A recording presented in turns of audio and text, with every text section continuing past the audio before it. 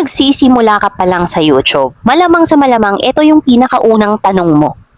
Ano kaya yung content na gagawin ko? At kung nagsisimula ka pa lang sa YouTube, take note, hindi mo kinakailangan ng mamahaling camera at hindi mo rin kinakailangang maging expert ka agad. Alam mo kung ano yung sikreto? Yan yung i-share natin ngayon sa video na to, kung ano yung tamang content para sa channel mo bilang isang baguhan. Kaya kung gusto mong matuto at malaman, patapusin mo yung buong episode ng video na to.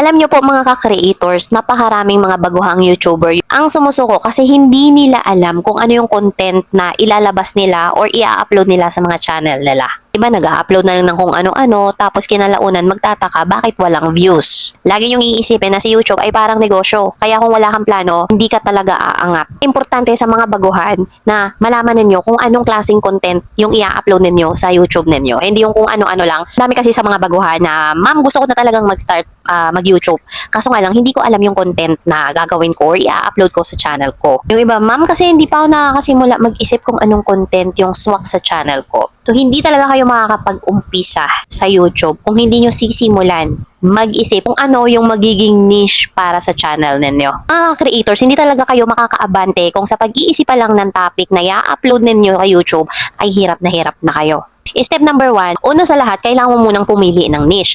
Ano ang niche? Ang niche ay isang topic o yung mga topic sa channel mo na paulit-ulit mong gagawin or i-content hanggang sa masanay yung mga audience mo at mas makilala ka. Dumami ng dumami yung viewers mo, subscribers mo, at tumataas na rin pati yung watch time mo. Okay? So malinaw po, ang niche, yung topic mo sa channel mo na paulit-ulit mong gagawin para makilala ka o maging familiar ka sa mga viewers or audience mo dito kay YouTube. So ano yung example niyan? For example, mahilig ka sa pagluluto. Gumawa ka ng video about sa pagluluto. For example, magluto ka ng simpleng ulam na swak sa budget. Makakapagbigay ka pa ng idea sa mga viewers mo about budget meal na ulam ideas. Kung gamer ka naman, pwede ka mag-focus dun sa mga trending na game online. Ngayon, kung gusto mo namang makatulong, pwede kang gumawa ng mga tutorial videos, educational videos na katulad ng ginagawa ko.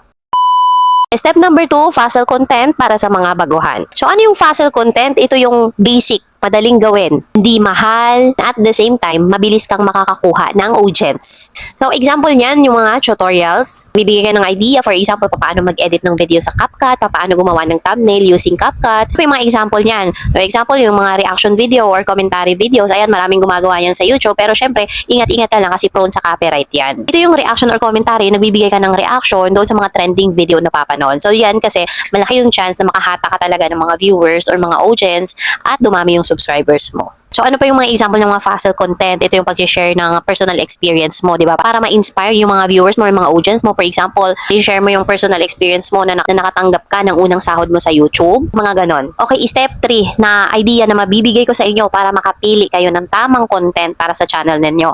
Ayan, sa mga baguhan dyan, sa mga aspiring YouTuber. So step 3, ito yung tinatawag na problem solving is the key. Ayan, lagi yung tatandaan mga ka-creators na mostly ng mga nanonood pumupunta sa YouTube. Karamihan talaga ay naghahanap ng solusyon, naghahanap ng kasagutan. For example na lang, 'di ba, yung iba may gusto silang lutuin, hindi nila alam yung recipe. Una nilang maiisip ay pupunta ako sa YouTube para maghanap ng mga tutorial at idea. Kaya kung makakatulong yung video mo sa problema ng iba, sa mga hinahanap ng mga ibang tao, isipin ninyo, mas malaki yung chance na panonoorin talaga yung mga video mo. At hindi lang basta panonoorin yan, patatapusin pa yan hanggang dulo. Kaya mga creators, importante na bago ka gumawa ng video, tanungin mo muna yung sarili mo. May natutunan ba sila? Nakatulong ba talaga itong video ko na to? So, ito naman yung idea sa step number 4. Ito yung tinatawag na trend versus evergreen content. Okay, para sa mga baguhan po, dalawang klase ng content or video ang pwede ninyong gawin. Pwede kang mamili kung trending content or evergreen content. So, pag sinabi mong trending content, mabilis kang makakakuha ng views pero panandalian lang. And yung isa naman, yung tinatawag na evergreen content. So, kapag sinabi mong evergreen content, timeless yan.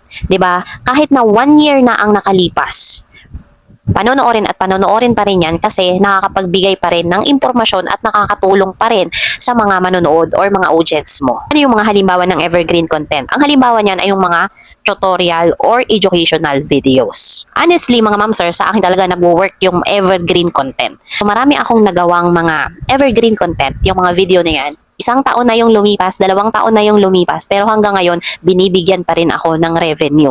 Araw-araw, meron pa ring revenue na pumapasok sa mga video na yun. Yan yung kagandahan ng isang evergreen content. Step number 5, keep it simple. Ayan sa mga baguhan, mga aspiring YouTuber, huwag yung gawing komplikado para hindi kayo ma-pressure, hindi kayo ma-stress kaagad, at hindi kayo umayaw kaagad. Kung baguhan ka, hindi mo kinakailangan ng mga mamahaling gamit para magsimula kaagad. Simulan mo na kaagad ngayon. May cellphone ka na may camera, 'di ba? Cellphone lang sapat na. At hindi mo rin kinakailangan ng mga mamahaling lighting. Natural lighting, sapat na 'yan. When it comes naman sa pag-i-edit, ang daming mga libreng editing application. Nandyan si CapCut, nandyan si Filmora. Pero sa mga baguhan, I highly suggest CapCut para hindi kayo masyadong mahirapan. CapCut is a friendly editing application. Kahit sa paggawa ng thumbnail, ayan, CapCut yung ginagamit ko dahil sobrang dali lang gamitin ni CapCut. Sa mga aspiring YouTubers, ayan, nagsisimula pa lang dito kay YouTube, lagi nyong iisipin na mas importante po yung value ng content ninyo kaysa sa mga kalidad na gamit. Kasi yung mga viewers ninyo, hindi naman yan dyan titingin. Titingin yan doon sa makukuha nila sa video na in-upload ninyo. Ano ba yung matututunan nila, makukuha nilang idea. And promise talaga, mga ma'am sir, sa mga baguhan. Ayan, eto na experience ko to. Once na nakatulong sa mga audience ninyo, yung video nyo, babalik at babalik yung mga viewers na yan. Hindi lang babalik, madadagdagan pa. Step number 6, ayan para sa mga baguhan, para malaman ninyo, para magka-idea kayo sa content na i-upload niyo sa channel ninyo, gawin ninyo ito. Consistency at experimentation. Lahat naman sa atin, nung nag-uumpisa pa lang tayo, walang nakakaalam kung anong video yung suswak agad sa ating channel. I mean yung papatok agad sa ating mga YouTube channel. Kaya ito yung gawin ninyo. Unang-una, regular na pag-upload. Once or twice a week is enough para sa mga baguhan. Obserbahan kung alin sa mga video na ina-upload ninyo yung may mataas na retention. At kapag meron kayong na-observe na isang video na tumataas yung views, ulit-ulitin nyo lang yung ganong klaseng topic, yung ganong klaseng video, at i-improve yung ganong klaseng content. Okay, sa mga aspiring YouTubers, consistency plus experimentation equals growth. Kaya kung ikaw ay baguhan sa YouTube at namang problema kung anong topic yung gagawin, anong video yung i-upload sa mga YouTube channel, so tandaan nyo lang to. Number 1, pumili ka ng niche. Pangalawa, gumawa ka ng simple pero valuable content at maging consistent. Uulitin ko, hindi mo kailangan ng perfect na mga gamit sa umpisa.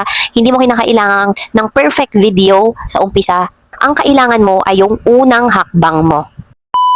So, ayun mga ka-creator, sana nakatulong sa inyo itong mga content ideas na share ko sa inyo para hindi na kayo mahirapan mag-isip kung ano ba yung content or mga topic na i-upload ninyo sa inyong mga YouTube channel. Dahil marami talaga sa mga baguhan, yan talaga yung unang pinoproblema nila. Pero, di mo naman talaga kailangan problemahin yan. Kailangan mo lang talagang alamin yung step by step at magkaroon ng idea para magsimula. At kung sa tingin niyo na nakatulong itong video natin na to, please like and subscribe at i-hit nyo na rin po yung ating notification bell na nandyan sa ibaba para lagi po kayong updated sa ating mga bagong video na katulad neto. Also, mega shout out sa ating mga solid supporters, mga bagong subscriber ng ating channel. Ayan, thank you so much guys sa inyong support. More power din sa inyong mga channel. And I hope nakakatulong din yung mga videos ko dito sa aking YouTube channel para makatulong din sa inyo para mag-grow at mag-improve dito sa mundo ni YouTube.